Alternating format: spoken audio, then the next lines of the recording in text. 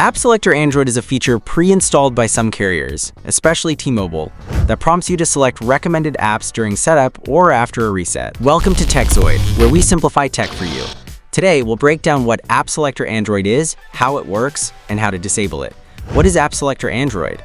App Selector helps you easily select and install various applications when you set up your device. It usually launches about 15 minutes after setup or a factory reset. The app asks your preferences, shows recommended apps, and installs them via the Google Play Store if you accept. How App Selector Android works. Here's a breakdown of the process. After setup or reset, connect your phone to data. A notification from App Selector appears.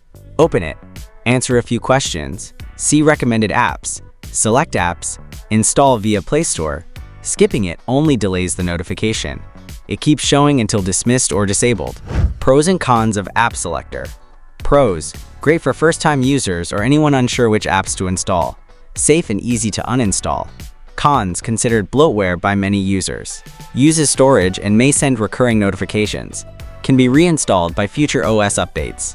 For creators and remote professionals, disabling it keeps your device cleaner and distraction-free. Should you disable App Selector? Yes, if you prefer full control and minimal carrier software. You can reinstall it anytime.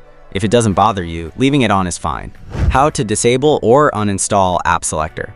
Open Settings, Apps, see all apps. Tap App Selector or App Manager.